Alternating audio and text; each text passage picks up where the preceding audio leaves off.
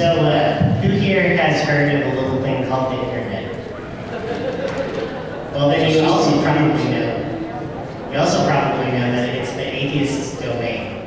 On Reddit.com, the subreddit for atheism is one of the most populated. You can find us on almost every thread, and of course the word meme was coined by Richard Dawkins.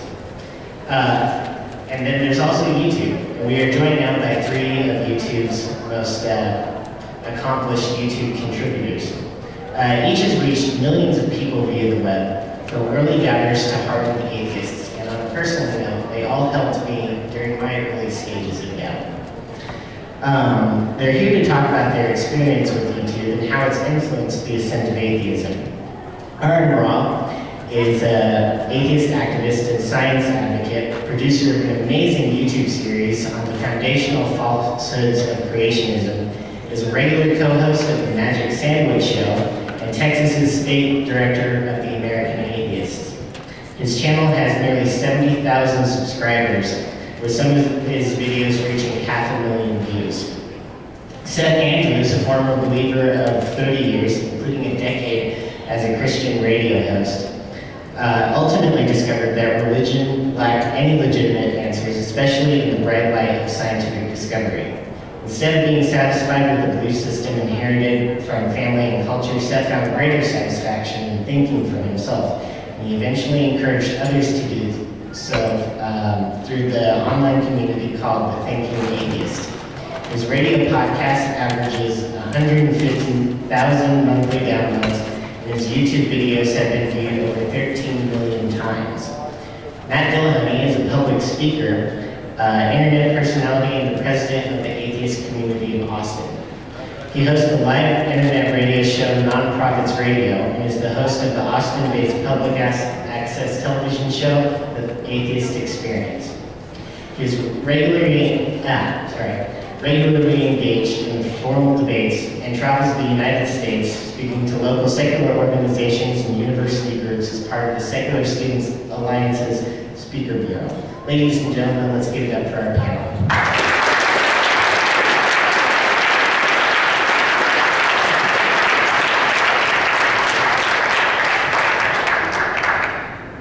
Today is going to be very informal, with your permission of the gentleman sitting next to me. I think we're probably going to take a few minutes and talk about our own perspectives on how our particular channels began and the entities that we were involved with, and then I really think this hour will be best served if we all talk to each other.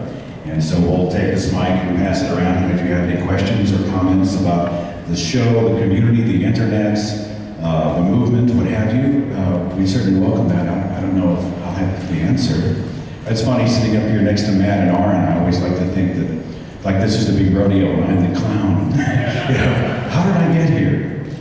These guys were instrumental for me. I spent a lot of time as a spokesperson for the faith. I was raised by an very loving, very caring, very compassionate Christian home. But they were extremely religious. My parents were trained theologians. They were not Sunday Christians. They were the hardcore. They knew the Greek and the Hebrew. And so I was a Christian broadcaster for a lot of years. I was this, I was that. And so when many of you who've gone through the journey of apostasy have started to ask the questions, I don't know if it has to do with getting older, but I was 36, 37, 38, pushing 40, and I really started to become less patient with the cramp I was getting back when I would ask questions. And so before I knew it, I found myself taking off my God glasses and asking those questions, not being as afraid to not be satisfied. By the time 2009 rolled around, the first part, I was an atheist, period. And I was in Oklahoma. And as I told friends and family that I no longer believed in God, they all looked at me and they said, well, that's wonderful, Seth. Can you tell us exactly how you came to that conclusion so that we can test our own arguments and see if they hold up to scientific and historical scrutiny? And nobody said that. Yeah. Nobody said that. I was isolated. So I started a website to just try to connect with other non-believers. I'm a professional video producer and have been for about a decade. And so part of my therapy was taking a lot of what I had learned and translating it into professionally produced videos. And we started out with a few hundred viewers, and I was delighted. And before you knew it, it began to take off, and it just, trust me, it feeds me.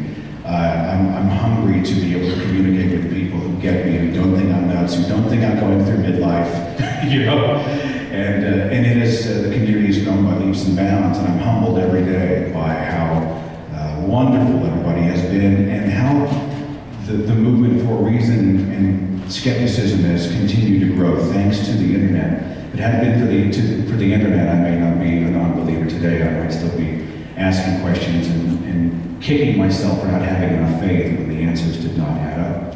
I have a tremendous amount of admiration for these gentlemen here. I'm really honored to take the stage with them, and I hand the mic to them.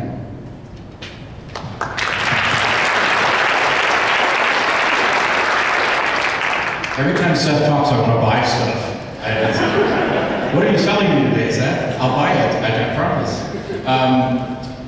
My story is similar, although, you know, I'm not quite the late bloomer that Seth was. I was only like 32 or so when I finally managed to escape religion. The panel was listed as, you know, Seth and Aaron talking about YouTube, and I kind of stumbled because I keep getting put into the category with the YouTubers, but I don't consider myself a YouTuber because I don't want to diminish the actual work that these guys do, because they actually produce videos and spend a great deal of time actually working on making sure the content is educational. And what I do is I talk, and somebody records it, and then somebody else posts it, and people end up watching it, which, you know, is fairly trivial on my end, but I recognize that it puts me in that category. I have actually started making use of YouTube recently. The Nonprofits podcast is, now we're doing it Tuesday evenings when we can get everybody together, and using Google Plus Hangouts, which will automatically then upload it to my YouTube account. And because I don't have the time to vlog and do all the things that I want to do, but I have a 40-minute plus drive home from work, I've been using the camera on my cell phone. And since I already talked to myself in the car anyway, which is probably not this thing you want to say out loud, I just record kind of brain dumps on the drive home, and I've started posting some of those to my YouTube account. So I don't know, I'm not the person to ask about how to actually do well on YouTube, unless you have the ability to have other people do everything for you. My history, I was raised primarily Southern Baptist. I was very active in the church and in missions when I was young. Everyone that I'm aware of in my family kind of assumed that I was going to be a preacher, as several of the other members of my youth group ended up becoming. I have friends who are ministers, friends who are youth ministers. I was terrified of public speaking. There's a big irony, and was in love and did not want to do that, and decided that I'm going to run away from God and join the Navy because I had no direction and no college options because I was a terrible student in high school. I was bored out of my mind and slept through most everything, except for the Comparative Religions course, and I'm a big proponent of actually teaching those courses. I'm actually pretty much convinced that they shouldn't be electives at this point. But I would spend 8 years in the military, then got out and worked in the tech industry where I still work. And around 2001, 2002, I was laid off from Dell, had a lot of time on my hands, and said, you know what, I surrender. You know, I've been running away from this call to the ministry my entire life. I have no job, I have no prospects. I take this as God kind of poking me with a stick, and God, I'll now do whatever it is you want me to do. And I spent almost 18 months in really serious study and prayer, with the goal of going on, getting a degree, moving on to seminary.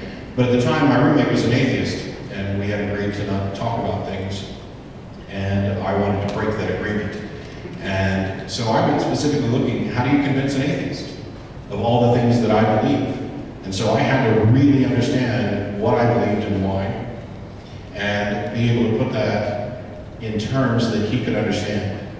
And there was a very rapid process. It wasn't a day, but there was a quick falling dominoes progression of my beliefs disappearing.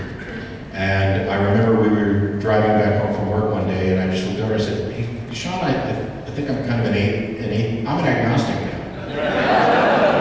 And he goes, "You'll get there." But I've been involved in the ACA for about 7 years or so, doing the TV show and the podcast.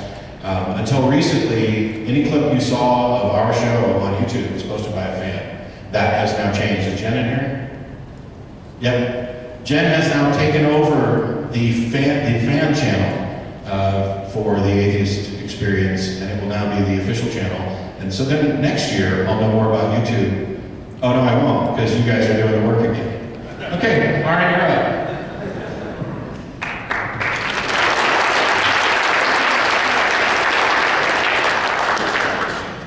Okay, so I'm an actual YouTuber.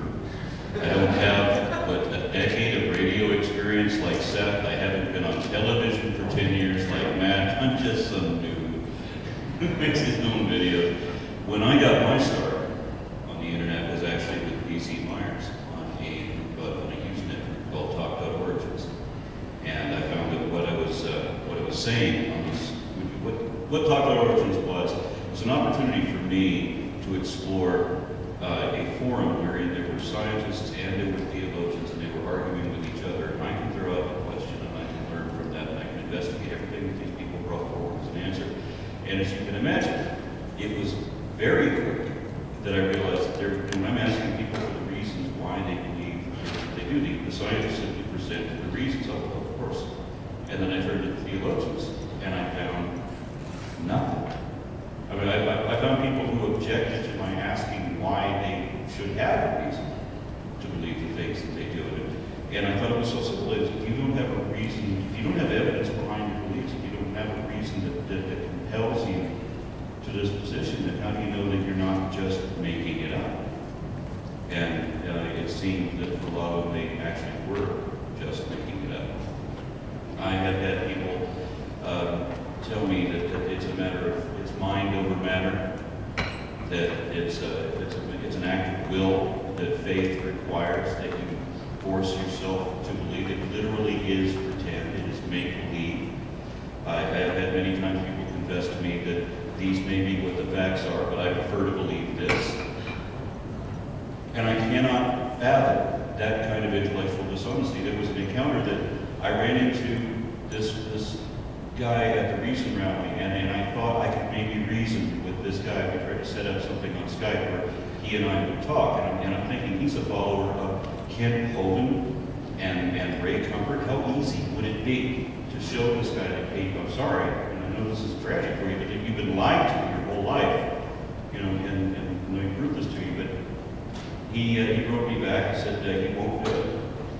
He likes his belief and he won't allow it to be challenged. So it really is an assumed reality where truth is irrelevant. And it doesn't matter that they shout truth with a capital T, they don't have any. And this guy's writing a presuppositionalist argument with me when he tried to say, you know, tried to corner me in some weird definition of truth. And what bothered him was that my definition is whatever can be shown to be true. And that destroyed his entire argument, because if you can't show that it's true, and if you can't just assume that it's true because I said so, then he has no other place to go. And everything that he's been taught has no value anymore. And so I asked him, okay, so present to me a truth of your belief, anything from your religious perspective. Show me anything that you believe that we can verify actually is true. Because I've got volumes I can show you from my perspective. Anything you want, name it. And he challenged me, he said, so you're saying everything you believe is based on yes? Yeah, the evidence? Yes, it is. And he can produce nothing. There's nothing you can show me that is distinguished from the illusions of delusion, that you didn't just manufacture this. And in another occasion, from my religious suffering, I was encountered by a handful of missionaries that come in to teach me when I was about 14. And this was a Mormon thing. And they left me all this paperwork, and I remember talking to somebody in my family about what the Mormons believe and what they had handed me about what their beliefs are. And so, we believe this and this and this, really? And then the person I was talking to was saying, we don't believe that. And so, well, yeah, you do. According to this paper that they just handed to me, yes, this is what you believe. It says so, right? And so, it ripped it out of my hand, threw the paper in the trash, blocked me from getting to the trash, and told me it doesn't say that, and don't get it out. I don't know how you can read somebody. You know that it says that, and you know that I know that we both know that you're lying. Oh, both of us know this. And you apparently are lying now to yourself because you won't admit that the paper actually says that. So I don't understand this whole perspective on assumed reality. My philosophy is that only accurate information has practical application. I don't need to be deceived. And you know, where the biblical literalists and people of that sort will say that the fool is the one who does not believe in possible nonsense for no reason. Of course, they would reverse the definition, right? The fool is the one who believes outrageous claims with insufficient evidence, and that's, of course, all the people that we're talking about here. I found myself arguing from a more knowledgeable position after literally years of spending way too much time on topic origins and learning all this stuff, and becoming really fixated in this topic. And I found that I kept repeating the same arguments again and again and again. When people said that there's no transitional species, or yeah, here's the list, and there's no beneficial mutation. Well, yeah, there are these. And I got tired of repeating the same things again and again. And it seemed to be the same dozen or more arguments. And so I finally made a video series addressing each one of those contentions so that I can explain in detail. So now every time somebody says online, there's no transitional species. Okay, well that would be the 9th foundational falsehood of creationism. We're going to look at that. Next.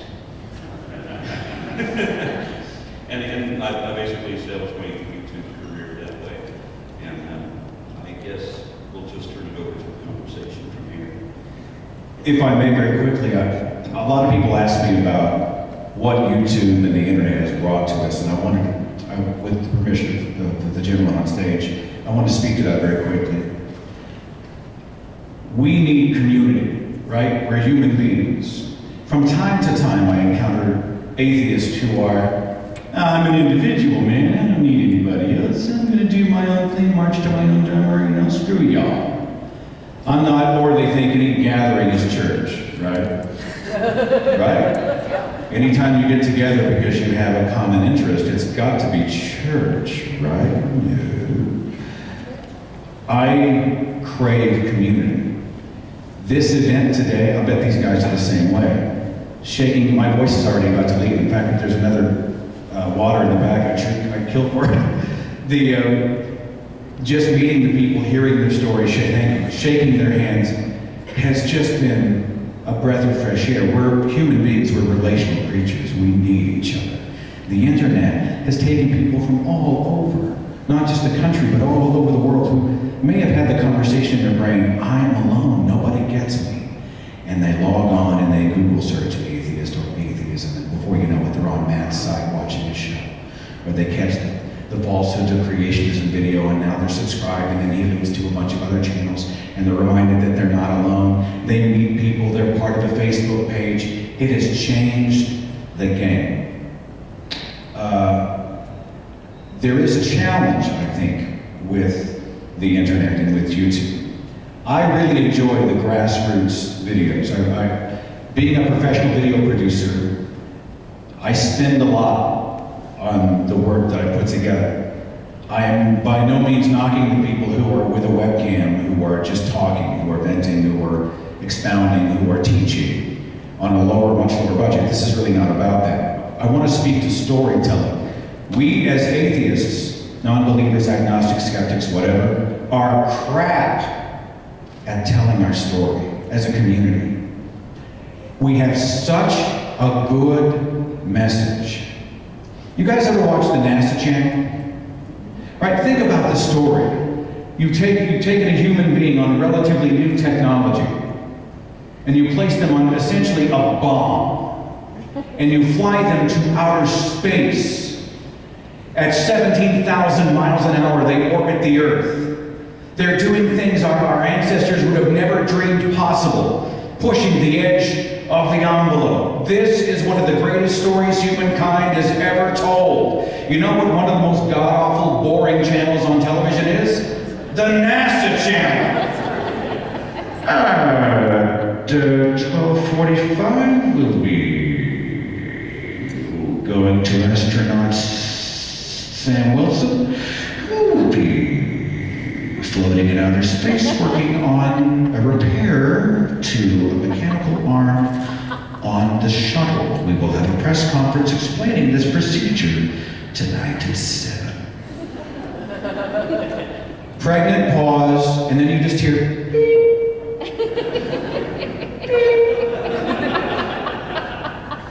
What an amazing story! What a lousy way to tell it. You know who tells the story?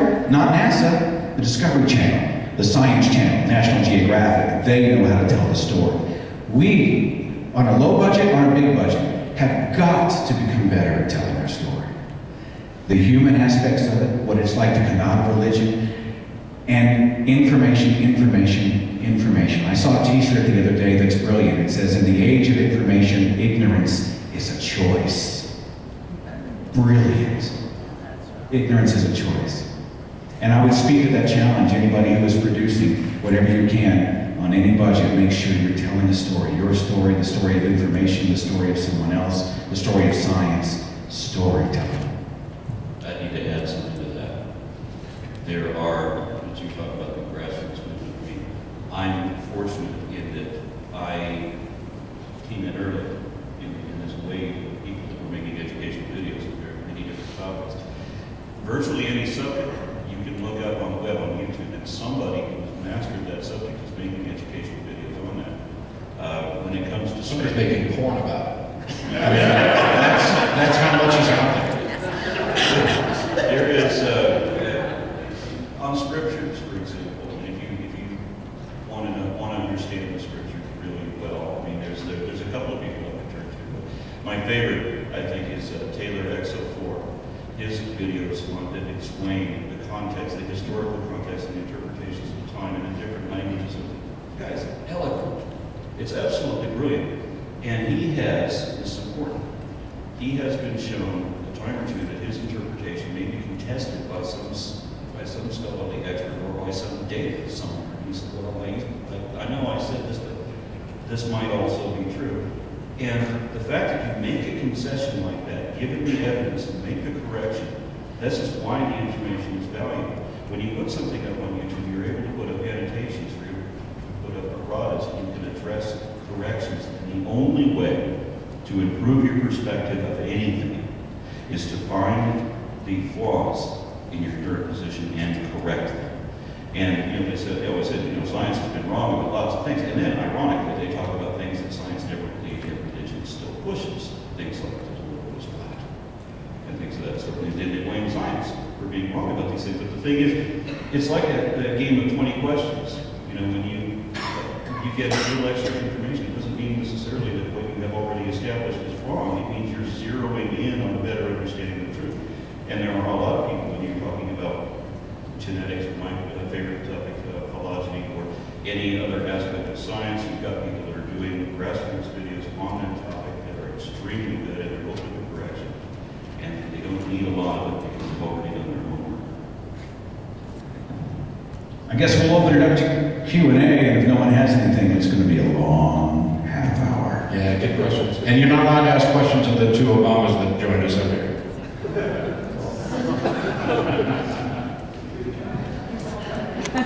I think Pete's running around the mic. I have a question, which is how do you deal with the YouTube commenting culture? As YouTube, it's like one of the things that has put me off to some extent from, I love watching YouTube videos, but in terms of participating, it's like you read the comments and it's just like this toxic pit. And, and I'm just wondering, and that just seems to be the culture there, it's like 4chan. And I'm wondering, how do you deal with that? Do you moderate? Do you just ignore the comments? How do you manage that?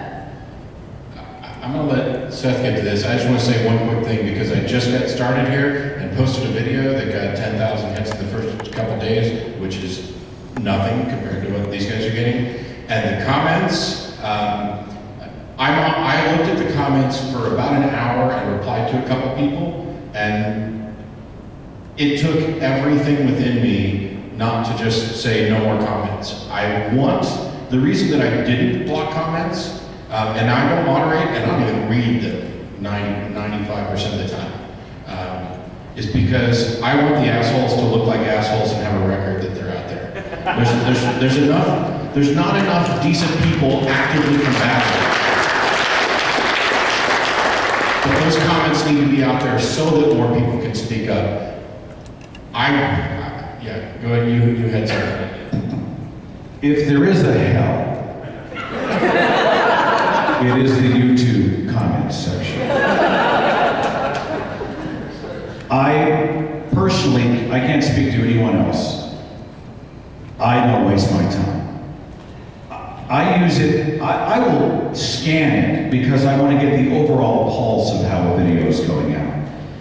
But the comment sections, by nature, attract the lowest of the low, the people who are the armchair quarterback, the coward, the person living in his mom's basement who's trying to act like an adult, the person who never grew up, the person who doesn't have the guts or the wherewithal or never grew personally, professionally to speak in person, but they're on the internet at home trying to sound off. And you can tell by the vitriol, the language, the all caps, all of that.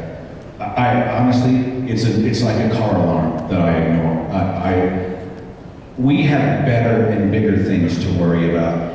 I think those people expose themselves as children, emotionally, intellectually, sometimes physically, but I mean, they are vitriolic. They don't represent me, and in my opinion, they do not represent the atheist community as a whole. The real people in this room, they don't represent you. They may make a lot of noise, but I don't give them a lot of attention. I have other things to worry about. One of my rules when people want to challenge me to debates, they want to have, I don't know what kind of debate they have in mind, but basically what they want to do is essentially just waste of time. And so I have a simple rule. I mean, if you are a representative of some group of people, then your people can promote you to debate me, and then when other people nominate you, then yeah, we'll go. But when you come up and say, and you've got no credentials, you've got no following to speak of, you seem to be just some lone weirdo in your basement, I don't have time for you. The people in the comments section, fortunately, there are whole discussions going on there. And I may throw in something occasionally, but I don't have time. I'm 2 weeks behind. It doesn't turn into, you're an asshole. No, you're an asshole. No, you're an asshole. And that's essentially all it is.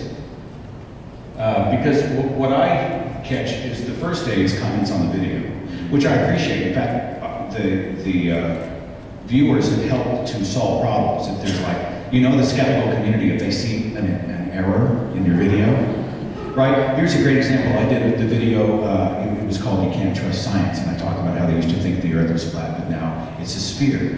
Well, the oblit spheroid crowd apparently has a very strong lobby, and they were all over me. It's not a sphere, it's an oblit spheroid. Well, thanks to being able to see that in the first day comments, I was able to go fix it. But after that, it seemed to digress. I don't know if the same is true on your pages. It seemed to digress into a tit-for-tat argument that if you were to get involved in every one of these skirmishes, you would be well distracted from the main mission of your page. You cannot afford to get caught up. I don't know, what do you think? Well, my advantage is simply that it takes me so long to catch up to those that the conversation's all been played out by the time I did. I was going to correct you on Spear while I was sitting here. This is an important thing too. I mean, my first conversation with some of the scientists that meet in these conferences have been arguments. I mean, the first things that we talk about is, you said this and I have this contrary position. And whether it's face to face or whether we're doing it on a podcast or whether it's just in email conferences.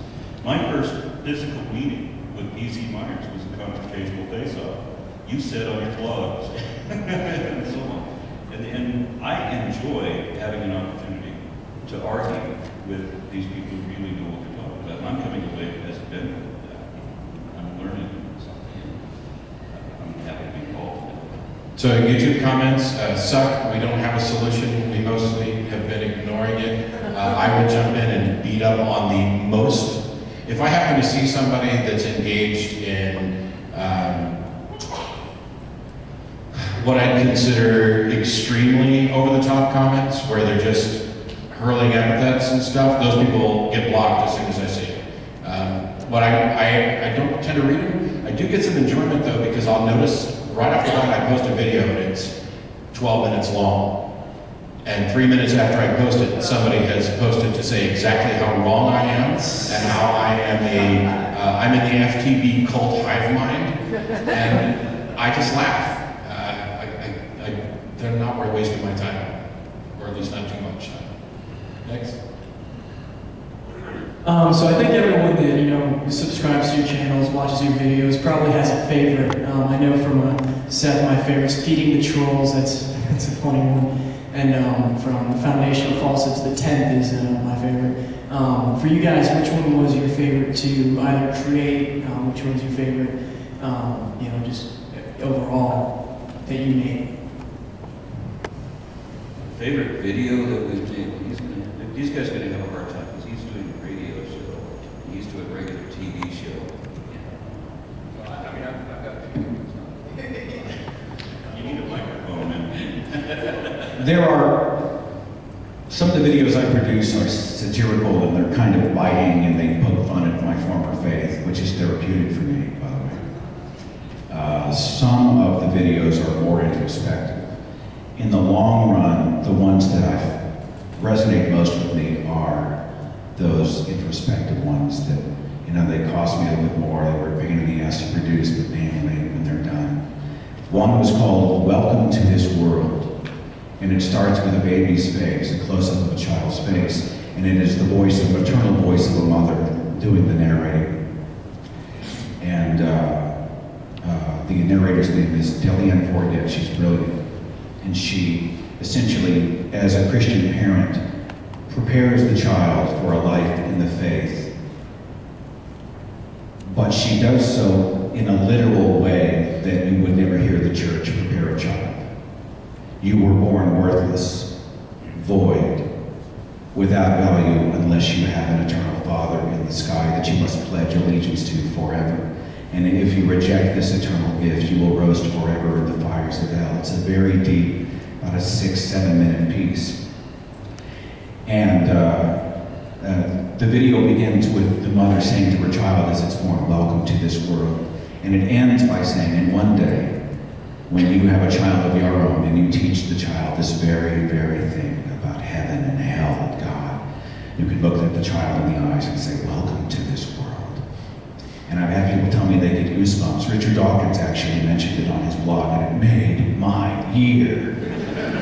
If I had to pick, Welcome to This World is the one that I think I have the most amount of pride in. I think that's the one. Some of the work that Seth does is very moving. I have only one that touches kind of the same emotional thing that he does. And it was one called An Archaeological Moment in Time. The only reason it has that feel to it really is because I stole the music from Conan the Barbarian, the original, and put it in the record. But it shows what's going on from all we know of archaeological studies, what's going on in various parts of the world on a specific date around the world. And it was a Paleolithic moment. And when you get to the end of the video, you find out what the date is, and that's what the significance is, and I won't put out a spoiler. But that archaeological moment in time is the video that I get the most emotional responses out of. And Aaron's right, I'm going to have a hard time, so I'm going to cheat, but I'll try to go really fast. Two of my favorite clips don't have anything to do with me. They are because of Tracy Harris, who's sitting right over there. Her transcendental dice analogy, which I won't ruin, you can go watch it. is one of my favorite things ever, and I don't know if she even remembers it, but when talking about the apparent design of the universe, she came up with a Wile E. Coyote analogy of that's what God is like. God has jumped through all these amazing hoops and created all this wasted space in order to create this place just for us, and it's just like Wile E. Coyote trying to come up with the most convoluted way to catch a roadrunner. Another of my favorites was actually a prank call that resulted in me getting married. And oddly enough, there have been several prank calls that I value. We don't have any way of screening to determine whether anybody's legit. We don't even have caller ID. And so outside of recognizing somebody's voice as, oh, you're the individual who keeps calling and harassing us, we let anybody through. And so I don't ever know if the person I'm talking to honestly believes what they're saying or not. Sometimes I suspect they don't believe it, but there's so you can't parody these beliefs, and I've met people who sincerely believe almost everything that the prank callers have said. And so the nice thing about the prank callers is, unlike the believers, you actually get to have a discussion. Because when you're in this discussion, when you try to have this discussion about something that's really, really crazy with a believer, it turns into a heated argument and an attempt to talk over each other through the whole thing. The prank callers, they'll pause and let you get your point in. I'm not encouraging prank callers because I want to be clear, I want to have the real conversations. But those have actually been some of the best calls for getting information out. Another? Right here. So for the record, my favorite of The Thinking Atheist is After the Rapture. And I pimp that one at a lot of our meetups because that is hysterical. So, just for the record. We listened to a speaker last night who talked a lot about statistics and whatnot about trends with believers and non-believers relative to income, socioeconomic status, things like that. You guys being in the South, I'm curious, as much as you travel around and you talk to people all over the country, what is your feeling for atheism in the South?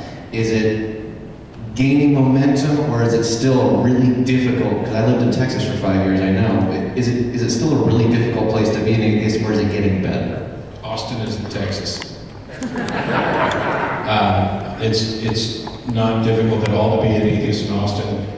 All I can say is that we're definitely winning.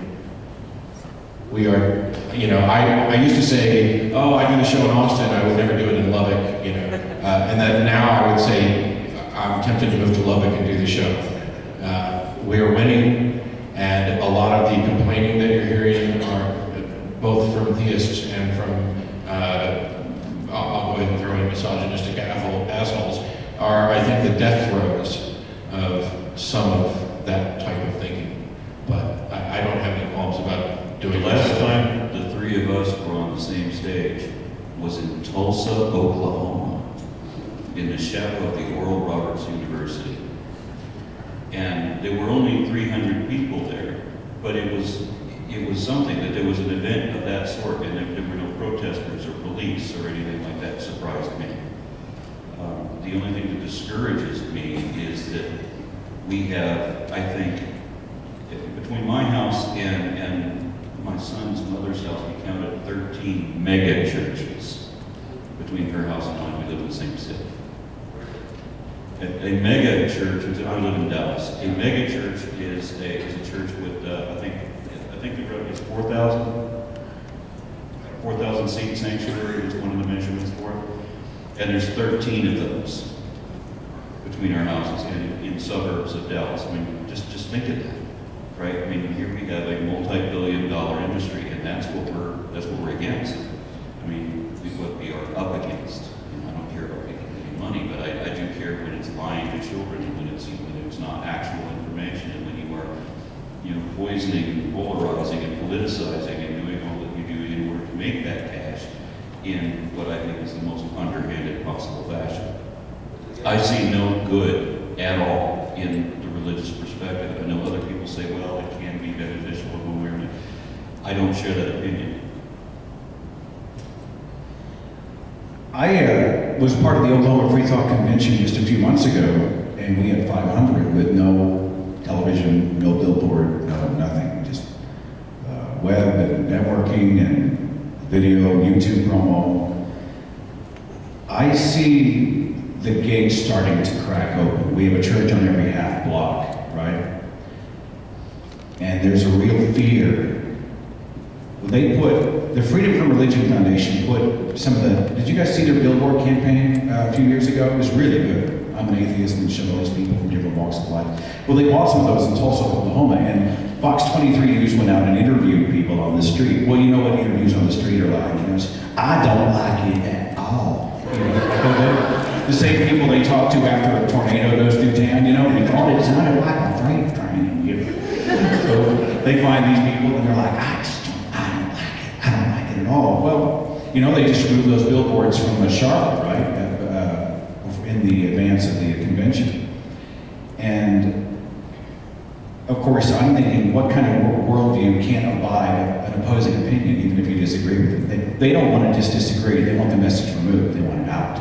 They want it out because if it's out there, it's going to create doubt, it's going to get people to start asking questions, it's going to cause problems, Well, we're starting to see that gate crack, and people are starting to become less satisfied with, God did it, and they're starting to gain the courage.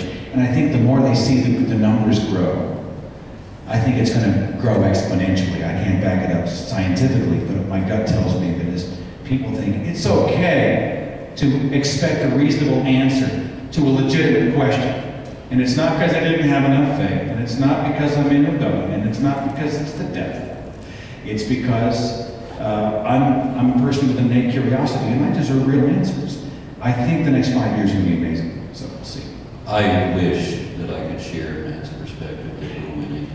If there is an eventual victory on our side, on the side of reason I'm talking about, then it's going to be some ways down the road. Because right now, it is still possible to use as a criteria for leadership in this country whether you believe in possible nonsense for no good reason. Oh, he thinks his underwear is magical, let's elect him.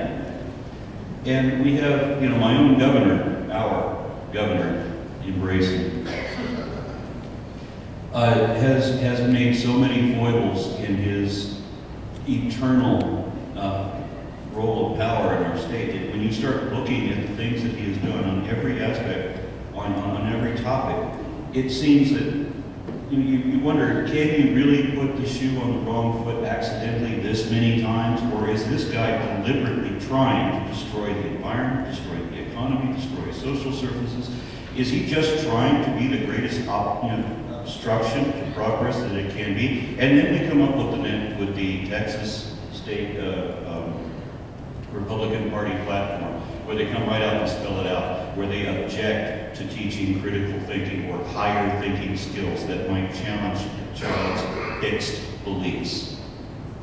And they come up and just boldly make this announcement, and you're welcome to express all the craziness that you embrace and any idiotic lie that you believe for absolutely no reason, and believing it for no reason is somehow a virtue.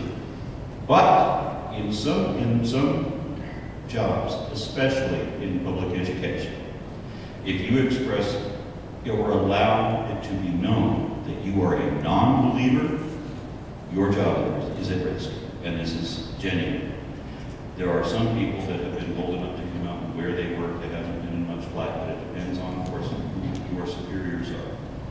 If you work at the wrong school, with the wrong superintendent, or what have you, and that's found out, then you might be history.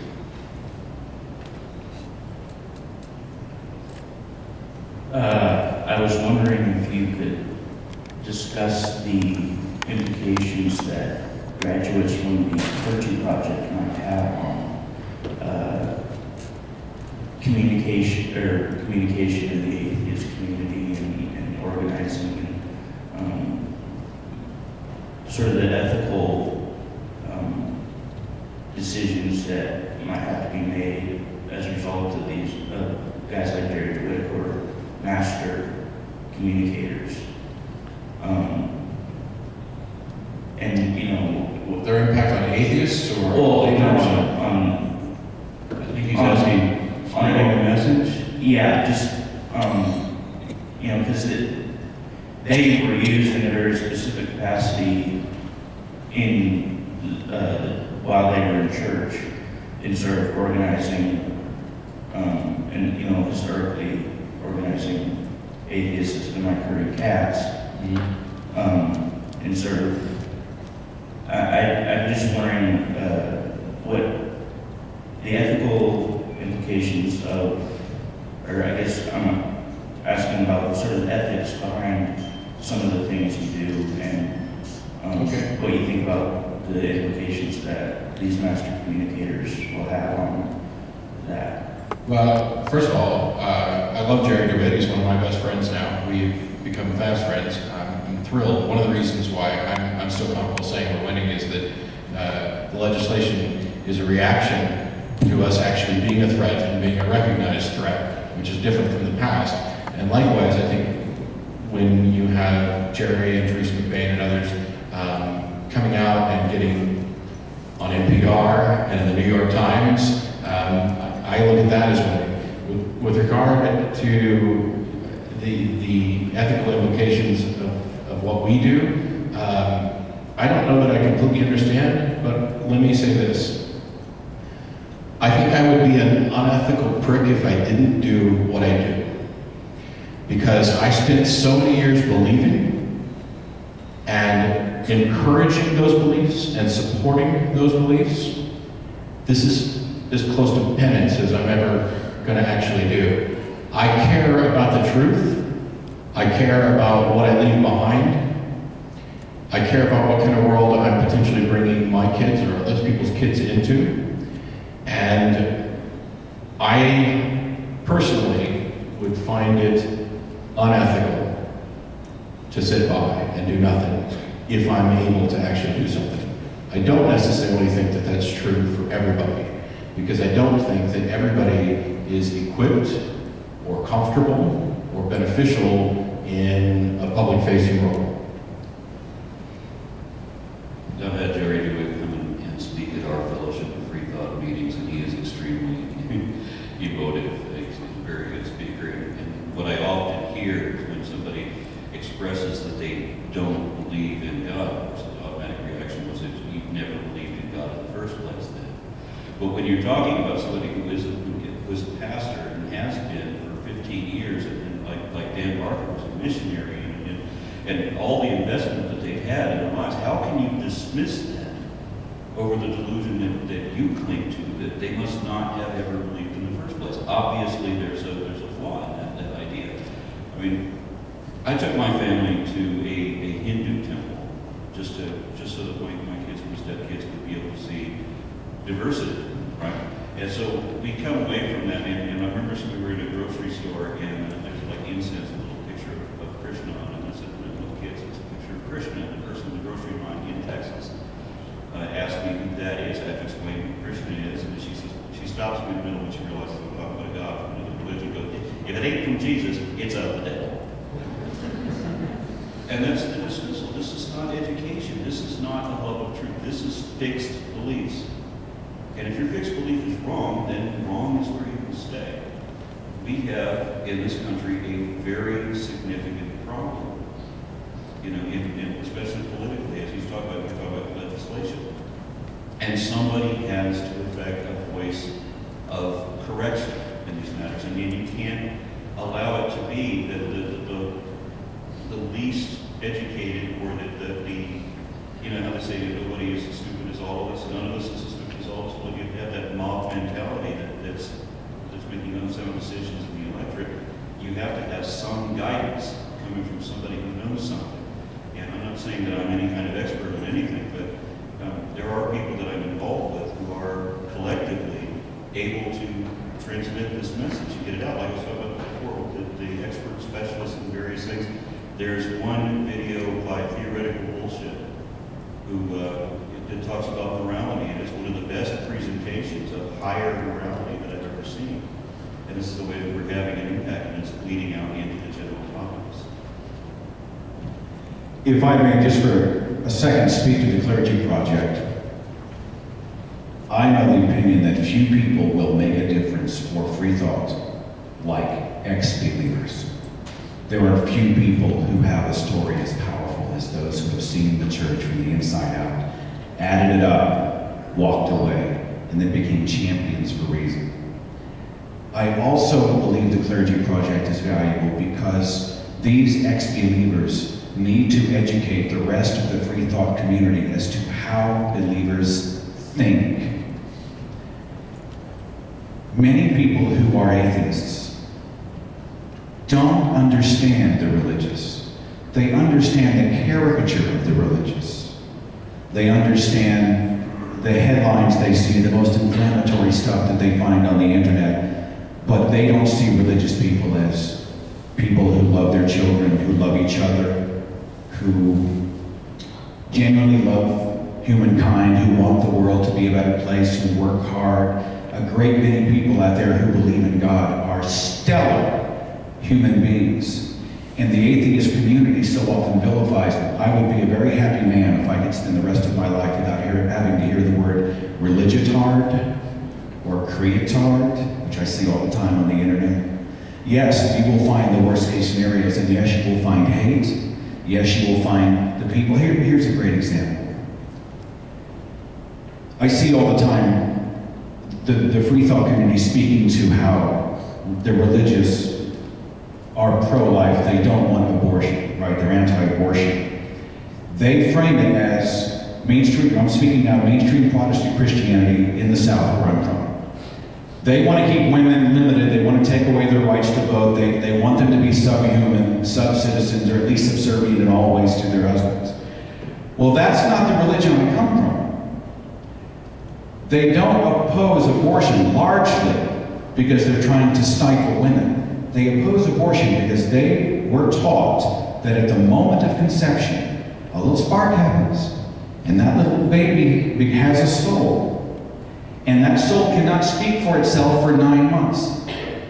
And so they must be the champion. Well, actually, it can't speak for itself for a lot more.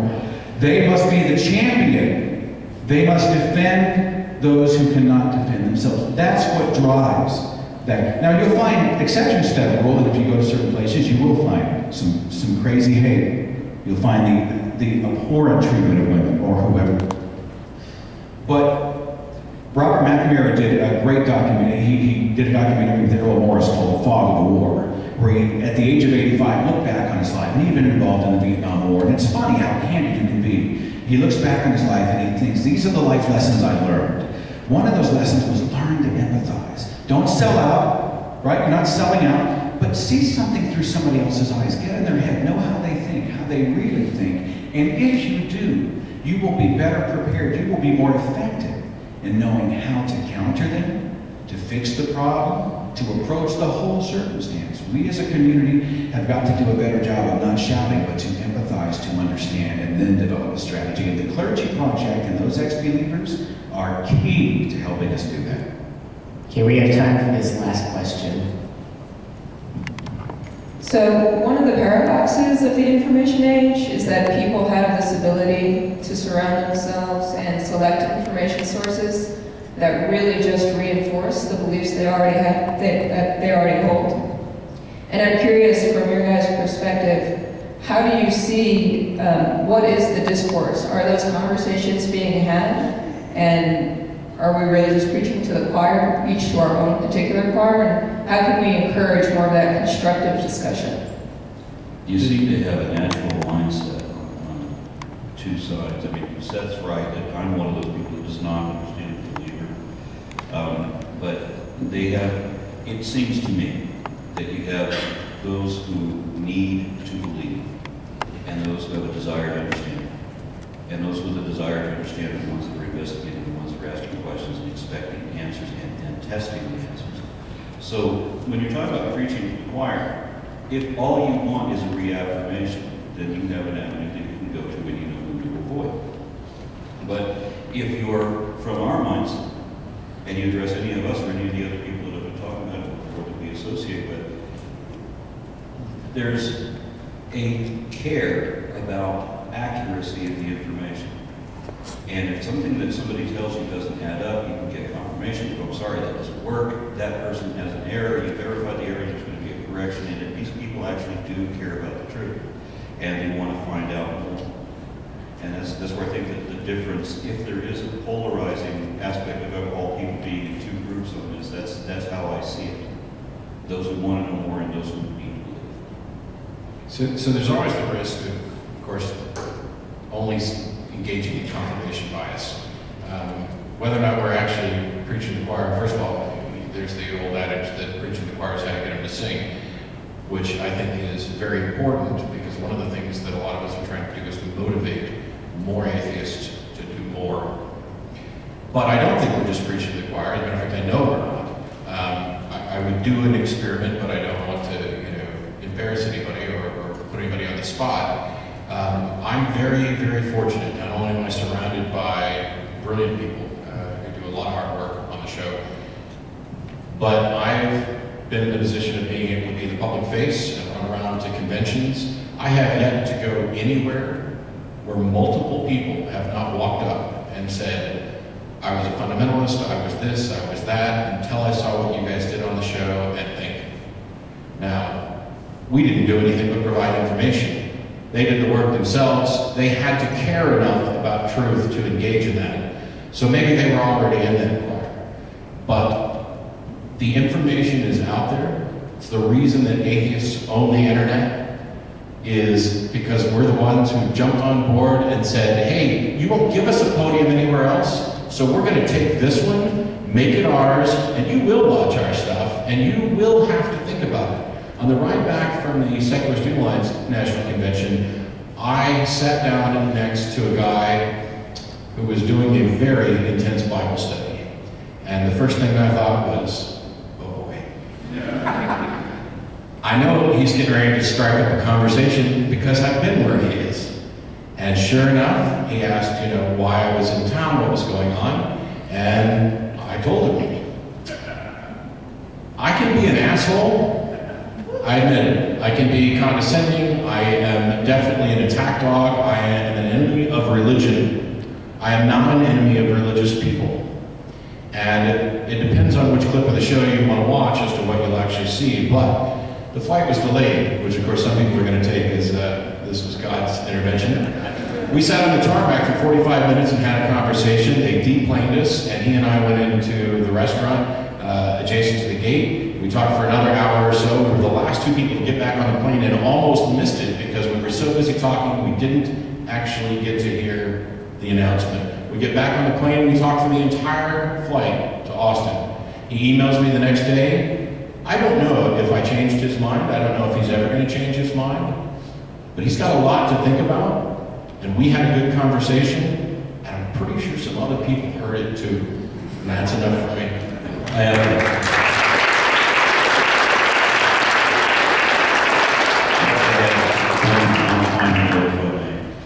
There's somebody that I work with who is an ordained minister, and he's an absolutely lovable person.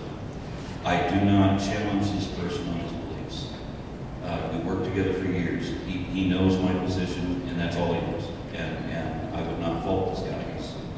It doesn't matter what he believes as far as the person he is. I wish that his God was not quite, so judgmental on that aspect, because he does care what we believe rather than what kind of person we are. He finally came to me and asked me questions, and I gave him, he thought that there was evidence for his belief, and I gave him one little piece of information to think about, and I said, I don't want to challenge it, I don't want to contest it. And if you like your belief, don't pursue it, I want to remain friends. And I left it at that, and again, it gave him something to think about, and I tried to do it in the most respectful way that he deserves. I'd like to begin my answer by very quickly speaking to not understanding how the religious can accept such crazy beliefs. I'll go back to what Dawkins said in The God Delusion. The first question I often ask believers, where were you born? What was the religion of your parents? And I want to do an experiment real fast. How many of you were indoctrinated as children, never given a choice to not believe, and feared hell or eternal consequence of some kind if you questioned? Huge, right? If you question, you're in rebellion against the Almighty, and that's how they get you. I did a video on this called Get Them While They're Young, and it's It's storytelling about people telling their own tales of, I was hammered as soon as I could remember heaven and hell and Jesus and God and the Bible. And I was taught to ignore, right? Count the hits, ignore the misses, ignore the inconvenient stuff. That's how, otherwise, how else do you explain Francis freaking Collins, founder of the Human Genome Project, who refuted his own scriptures by saying that the Adam and Eve story cannot be true and still calls himself an evangelical Christian? Somebody explain this to me. To answer the question about confirmation bias, I would say this. Did anyone see the documentary about the debates it was called Collision, featuring Christopher Hitchens? It's worth watching. It's for sale in the bookstore. I'm going to buy it now. You said it, I'm going to buy it. There was a discussion, and I don't remember the name of the author, please forgive me for not recalling it. But have you ever had someone say, you are closed-minded? You've closed your mind. And of course you always return the volley with something, well, you're so open-minded, your brain fell out, you know, something like that. Well, they had the discussion. You know, the reason to have an open mind is so it will eventually close on something. And I hadn't heard it said quite that way before. It's brilliant. Not sealed shut forever, not welded shut, not permanently shut. But the reason we have an open mind is because we have our radar up, right? The radar's up. And as soon as we radar in on something that is tangible, that we can get a lock on, we get a lock on. Your mind is open so that it can close on something. And you know what? If a better argument comes along, if better evidence comes along, if better science comes along, if better whatever, if Jesus himself shows up today and says, hey, it's all true, your mind is able to then reopen and close again on the better argument. Your mind is meant to close on something. And if someone says you're closed-minded, I don't take it as an insult. And I think that the internet and those communities and the information out there is meant so that we can put our radar up and digest all the information, and eventually, when we see something that makes sense, that can be confirmed by the facts and confirmed by the evidence, and something we don't have to fit a square peg into a round hole and say, God, that doesn't make sense, but I believe it anyway. We can close on it, and we keep it closed until something better comes along. Thank you so much for having us out today.